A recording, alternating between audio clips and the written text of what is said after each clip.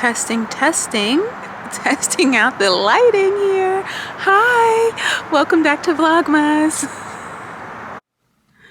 Hi, so I'm here for my appointment with my new dermatology provider. I did reach out to her, like I mentioned, on Instagram. She hasn't responded yet. She had like a different account. You know, sometimes I can just hit people up like as soon as I follow them. And then I noticed she had like an invite only. So I'm gonna go in because my appointment is in a few minutes, and I'll come back and let you know how it goes. Okay, so I just had my appointment with Leah Walker, Derm PA. She gave me a 6-week plan to follow, and so I'll come back in 6 weeks. And later on when I sit down, I'll go over my treatment plan with you all. And I'm so excited because they did take my picture, so they're gonna follow my story. And so that was really exciting. She actually, so even though I sent her the message, she has a social media, they have a social media manager here at the clinic. And so she handles everything. So she never even saw my message, but she told her. So this social media manager came in and had me sign a consent and yeah, took my pictures. So I will catch up with you all later. Welcome back. So I'm trying this setup and we'll just test out the sound and the lighting. But I apologize, I didn't come back yesterday because I had a patient who I needed to spend more time with, and that took a lot. It took more time than I anticipated, and so I didn't have time. But I'm gonna make it up for you. So I've already filmed some outdoor shots. Even I went to the dermatology office today.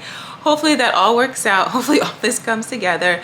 My plan is to connect this to my computer, and I'm hoping that works because this should plug into my laptop and I should be able to upload. That's my plan, but I still want to learn because I saw someone said you can stream from here, how to do that. And actually I think if I plug this into the computer, because when I sign into YouTube Live, it always gives me the option.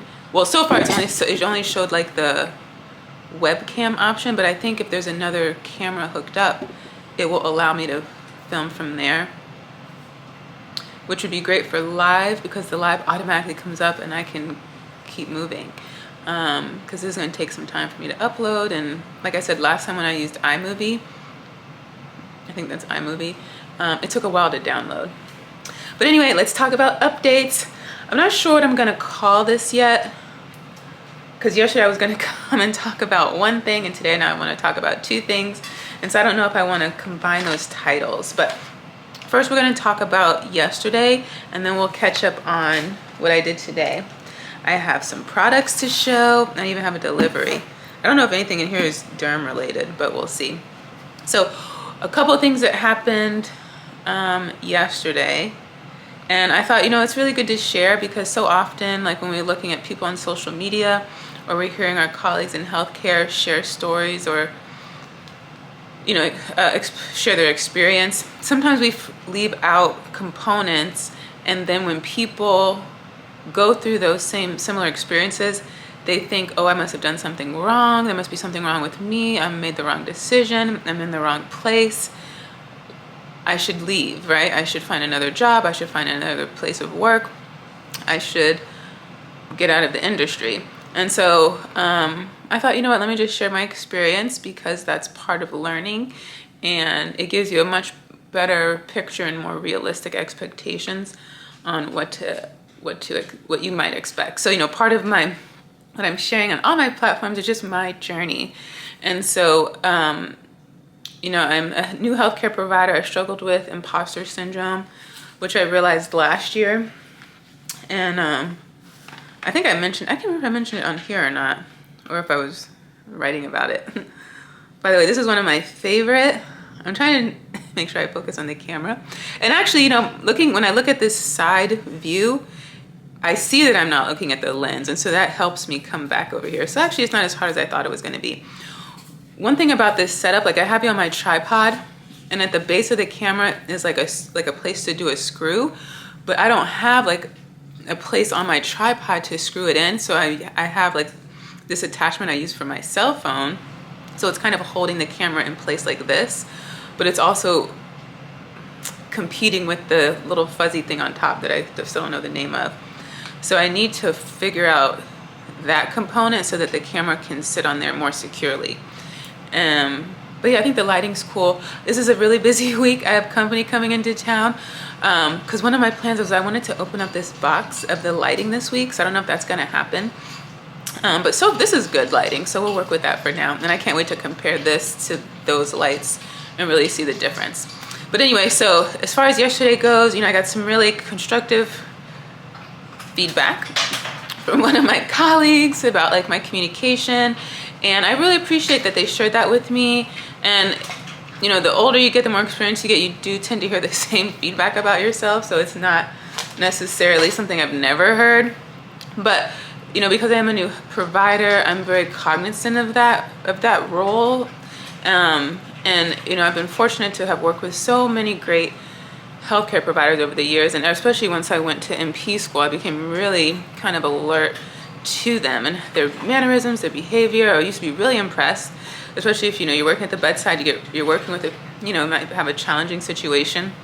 The provider comes in and maybe they feel like just as challenged or defeated, but I always notice like their demeanor, their temperament, their choice of words that they use.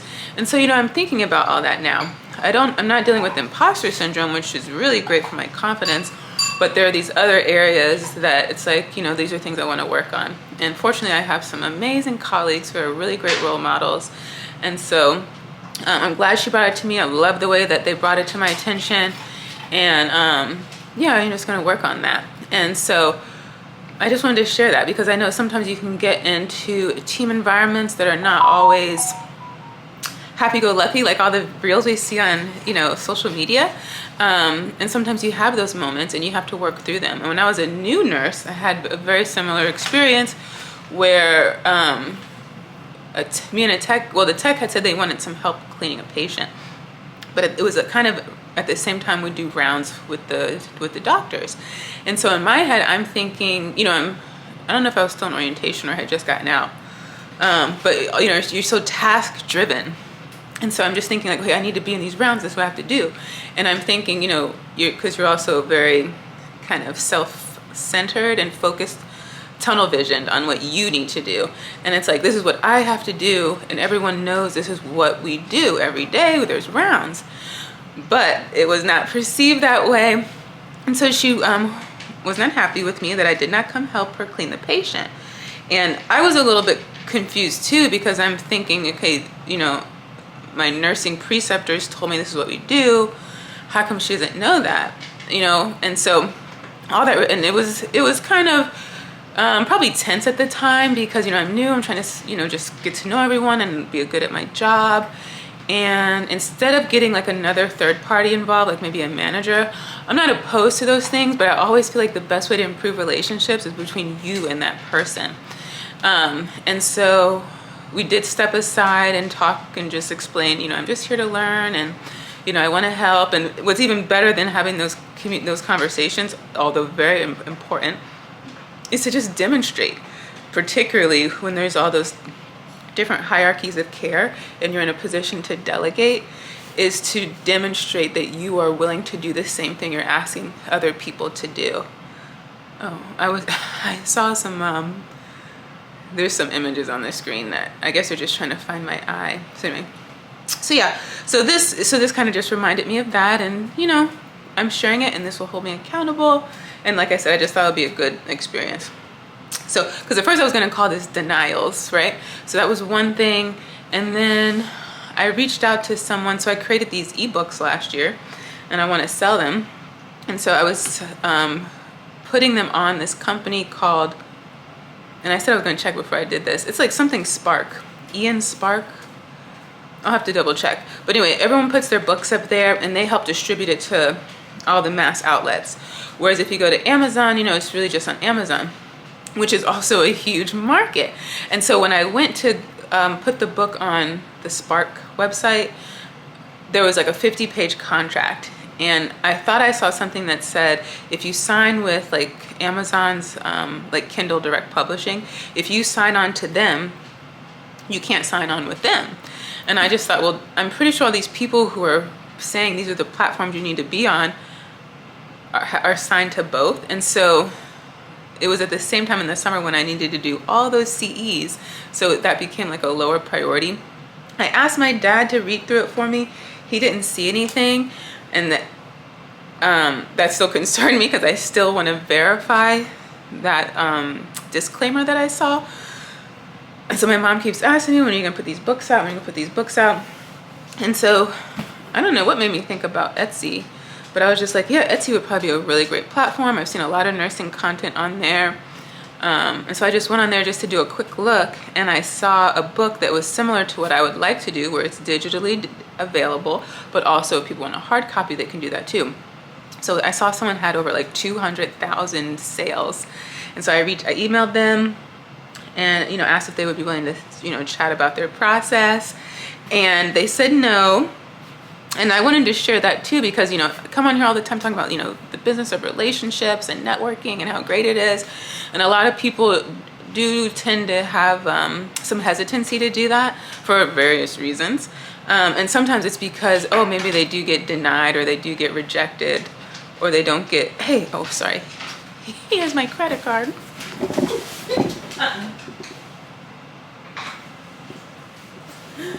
I was gone much longer than I expected today, so he's not happy with me. And yeah, so just like in nursing, sometimes you have these outcomes that aren't that great with your colleagues, and it's the same thing in networking. Not all interactions are gonna work out, but you're not gonna get a yes unless you ask, right? Sometimes you're gonna hear no. Closed mouths don't get fed. And so I was just gonna respond a really simple thank you, I understand. And for some reason, once I was typing, it just dawned on me to be like, maybe she doesn't even know that this market's out there, because she's really focused on the good that she's providing. I don't know if she does like offers services, but so I just mentioned, like, you know, if you ever decide to enter the business related space, I think you would be extremely successful. And so I just mentioned a few other things with that, and you never know, maybe she was so super kind in her response as well. And maybe she hasn't thought about it. Maybe she'll think about it in 6 months. Maybe she'll think about it in 6 years. And you just never know how that might come back to you. But I even surprised myself about how, like, kind of, yeah, I understand how I took that. So that was another denial in a way. And then I feel like there was a third denial that I was gonna share, but I don't know what that was. It'll come back to me. So those are the denials. Let's talk derm. So hopefully I grabbed a little bit of content when I went to the dermatology office today. So I don't know if I ever came back. I think when I last spoke to you all, I said that he always finds things that make noise. I said that I was going to, hold on, let me come back. What I love about this camera is there's like a red border, so it lets you know you're recording, because someone had mentioned that some of the other camera, and there's a red light here too, but I guess if you're like thinking about all the things you're gonna say and do when you're filming, maybe you don't think about it. But that, and I've heard people, you know, when I watch their content, say like, oh, I just recorded for 30 minutes and it wasn't, I was talking and it wasn't recording. And so someone pointed that out, and so I'm glad they pointed it out. So that's a great feature. And so dermatology. So yeah, so I have my appointment. I did today that I'm filming this, I did put a few little snippets in my Instagram stories. And so I did reach out to her yesterday on Monday, and I was gonna do like a video message, but she didn't have that option. It said like invite, and which I have seen with like, you know, organizations and businesses. I don't typically see it with individuals unless, you know, their company is related to their personal brand. And so I checked back and forth all day, see if she responded, and she didn't. But when I got there and she came in the room, I said, oh, I'm here for you. I'm here for you. I reached out to you. I looked you up. I checked out your credentials, and oh, every once in a while there's something that appears over here, but then when I look over there, it's gone. Anyway, I told her that I was here for her, and that I reached out to her on Instagram, and she was like, oh, so actually her social media manager handles her, the social media manager of the practice handles her social media. And so that's why she didn't see it. However, once we were done with my appointment, the social media manager came in the room and said, hey, I heard you wanted to do some content with us. And so I was so excited. So I signed a waiver. We took some pictures. And so what I really went for was because I've been having some atopic dermatitis, started a year ago. Well, I've had skin issues since I was a kid, but it was fine in terms of my neck.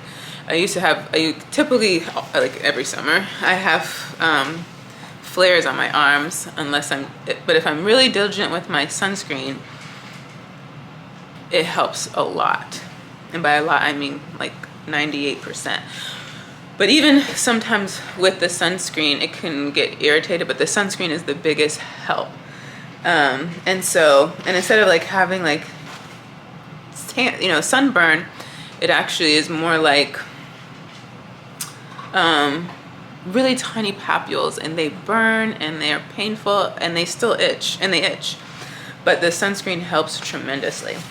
And so anyway, last year this time I would wake up in the morning and my neck would be on fire, itching and red, and I scratched it.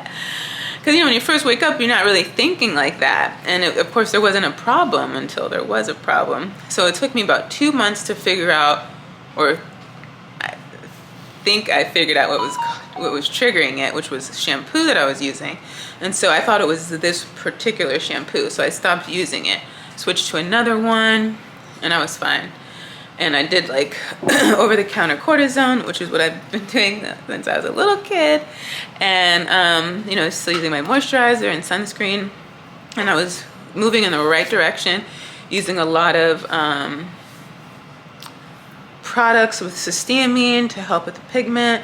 And I was happy with it. It was going well. Then over the summer, I tried out a different sunscreen, the same one I used, but I was trying a different tint. And I think within like 5 minutes, I had huge irritation. And again, I had more post-inflammatory hyperpigmentation after that. Then I had to start completely over again. Was doing good for about a month or so. And then once, I was back on the East Coast and the temperature changed and had another flare. And so then I became really strict about what I was putting on my skin. And so for maybe just like the last 2 weeks, it's calmed down more than it had been. And so I was slowly bringing back other things besides moisturizer. And so, so I knew this was going to be a long process in the beginning when it happened, that especially when you have hyperpigmentation and post-inflammatory hyperpigmentation, it can take more than a year. And so I was really hoping that by this time I would have been at a really good place instead of kind of at the beginning. So anyway, that's going to be my journey. They're going to share it. So I'm going to go back and see her in 6 weeks. We'll take some more pictures and talk about the progress that I've seen and whether I'm satisfied. But I love the plan she came up with. Everything she said was what I wanted to hear in terms of strength, in terms of the products, and in terms of the pace that she wants to go. She's been a derm PA for 10 years. She was a woman of color. And so I had confidence walking in the door. And then she spent a lot of time in Maryland, where the majority of her patients were Black. That gave me another level of confidence. And then some of the treatments and she's even dealt with similar issue, and the treatments that she recommended, she personally tried. So it was just another layer of confidence. And so particularly, I'm in the skin of color space. And so while it is important, and obviously for me, it's very important that my providers look like me in terms of being people of color. That's not the only thing that matters. It's also the people you care for. So whether you are a person of color or not, but your patients are, that makes a huge difference. Because let's say she's Black, she's never done any of these treatments, she's never used any of these topical products, and she's not really treated a lot of people with skin of color, I wouldn't have all that level of confidence. She could look like anything and have those credentials, have those level of interest, have that patient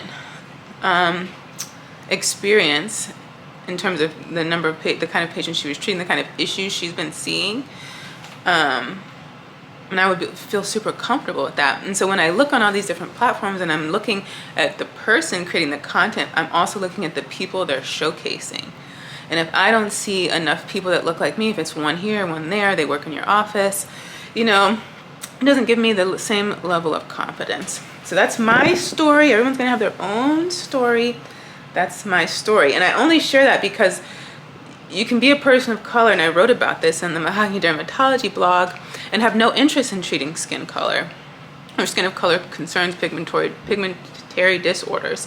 One webinar I was in, one of the doctors mentioned, like, you know, she was really interested in surgical dermatology. So she invested so much of her time doing that she wasn't able to invest it in other things.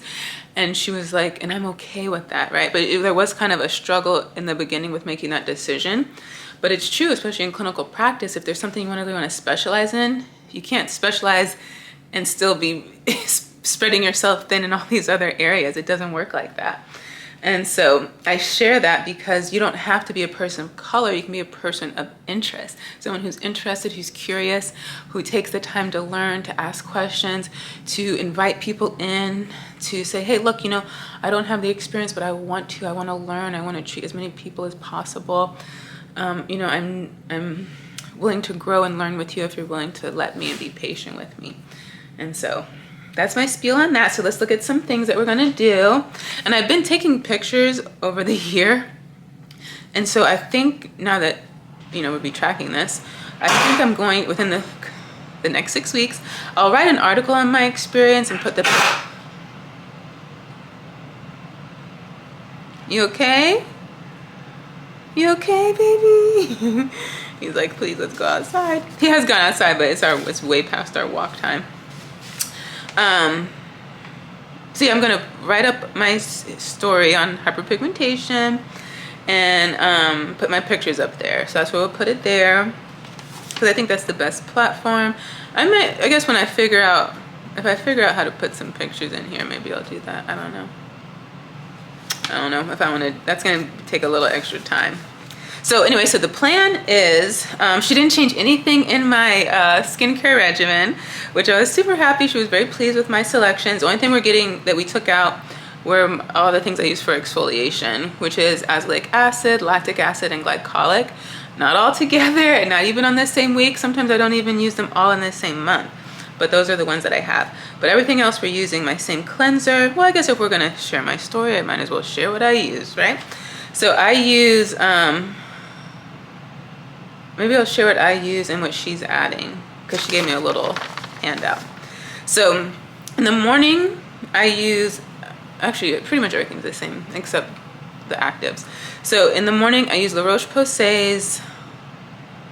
They have a gentle foaming cleansing oil. Gentle cleansing foaming oil. Gentle foaming cleanser oil. Gentle cleanser. Anyway, it's a gentle oil foaming cleanser. I use that in the morning, and because I work out in the morning, and so I use that. So we're gonna keep that. Then my vitamin C, which I use SkinCeuticals. I've used a few different ones since I've kind of been on since I fell down that rabbit hole in dermatology. But SkinCeuticals is by far my favorite one. Love it. And the thing is, you need such a small amount and you beautiful results. I can't recommend that one enough. A little on the pricey side, so I wouldn't start there.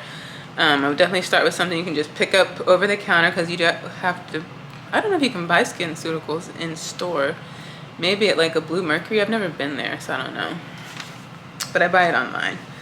And then, so the first thing we're gonna put on is Tacro, 0.1%. And actually, you know what? This has a product feature. Like if you want to highlight a product, you're supposed to be able to click that and it like will focus in. But we're not going to figure that out today. Time is of the essence. Okay.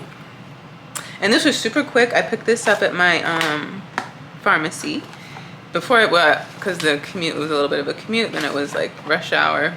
So, but it was ready within 20 minutes probably. And then I went and picked it up. And then,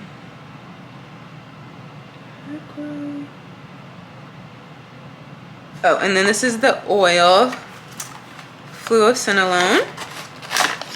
And we talked about all of these products. She gave different options, and this is what we came up with.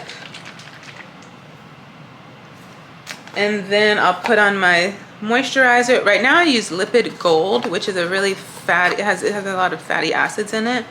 It was recommended by Dr. Alexis Stevens. And so I've been using it since the pandemic, because that's when I was really binging her videos.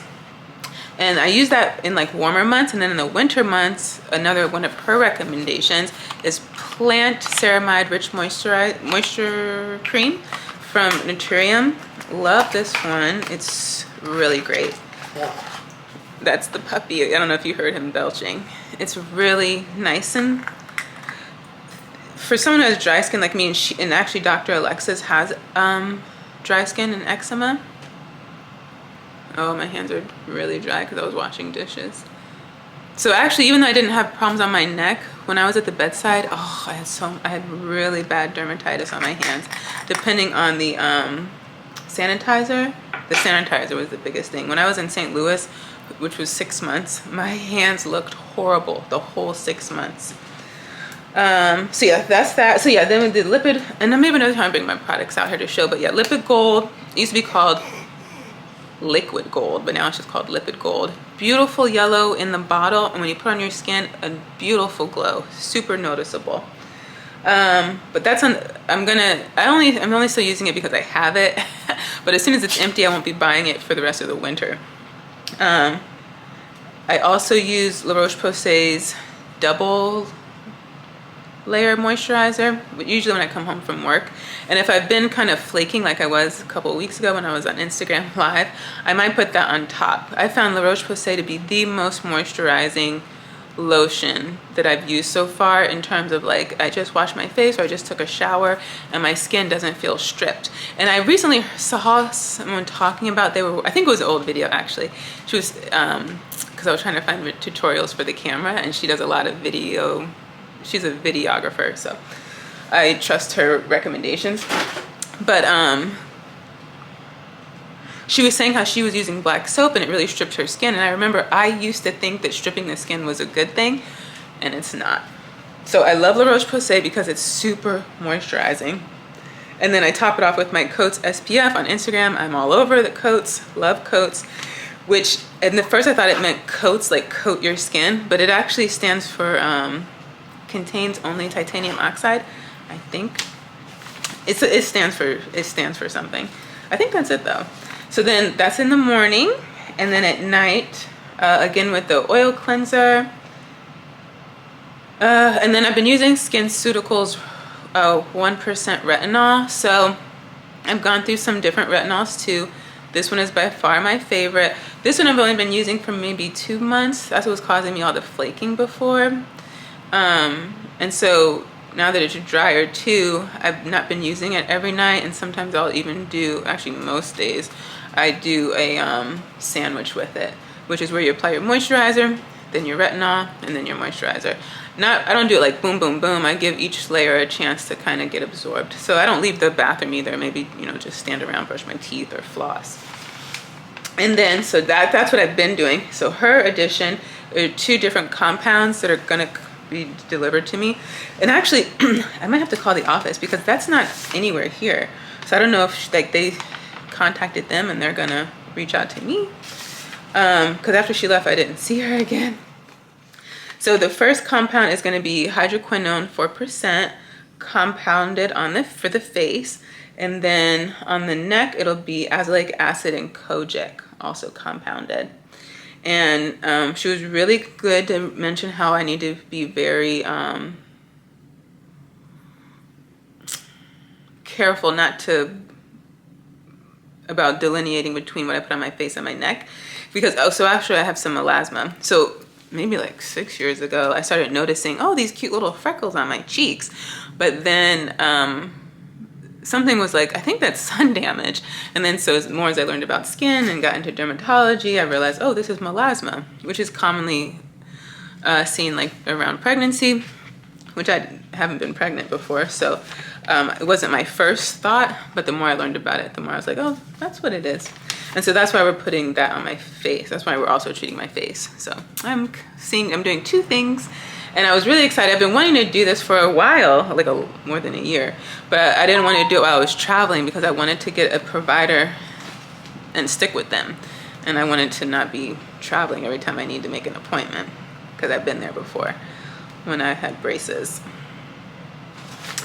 So yeah, so those are gonna come later. And then top it off again with my same moisturizer, the Lipid Gold or La Roche-Posay.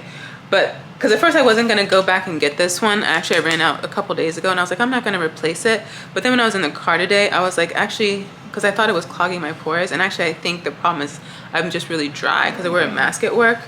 And with that and the dry air and being back on the East Coast, and because I'm still, you know, kind of building my routine, I don't drink water as much as I normally do. I have a bottle that I take with me, and I usually put like a freshly squeezed juice in there, like that I make. And I try to drink that all at work, but I've noticed I haven't even done that. And then I'm supposed to, when I get in the car, I have like a water bottle kind of like this size, and I'm supposed to drink that in the car, and I haven't been doing that. And then when I come home, I might drink one of these, and usually before I would drink like 3 of these a day. So I need to really up that too. So that's what we're gonna be doing. So that's Derm. I think that's all the Derm stuff. Oh yeah, this comes with a little top too. So I can't wait to do that. So excited. But yeah, I was like, I've been wanting to use some prescription products on my face just so I can see that journey. And so in addition to this, because it was a medical appointment, so in addition to that, once everything's calmed down and she gives me the go-ahead, then we'll start doing some cosmetics. And she recommended the Moxie laser, which she's done herself. And so that's the next thing. And I'm super excited because not all lasers are safe for skin of color. So I've been looking into that a lot. And so I'll be continuing that research, and I'll be sharing it on the blog and here if you're interested. So let's crack open this box, and then I think that's it because I need to do a million things before the night is over. And actually I have a webinar to catch. How long have I been talking? 20 minutes? Oh, this is just some organization stuff, which I'm trying to work on slowly to get this place together. Oh, I got some more masks for work. I actually like those masks. And then some hangers. Let's see. I like wood hangers, so that's what I got. I have a whole bunch more hangers coming. And I've been looking at storage, and I'll just show you how these masks. My employer will provide them too, but some of my coworkers had these kind, and I thought they were cuter. So I got them. I forgot I could order masks. I actually kind of forgot about that. So yeah, I give my mom the red ones, and then I mainly got this because of the pink. So yeah, pink, blue, black, and white. These are great. And so they do rub against my face, but not like, I mean, I've worn so many types of masks, especially as a traveler. Like the surgical ones, those really are pretty, I think, occlusive. These, there's like a little bit of room, but still it's the friction, you know? So I just need to do a better job. So that's all I have for now. Sorry I didn't come back yesterday. Tomorrow's gonna be tight too. So I think if this all goes well, I'll try to do my video after work in the car on the way to the airport. He doesn't want me to say my closing. So yeah, wish me luck on that. And thank you so much for watching.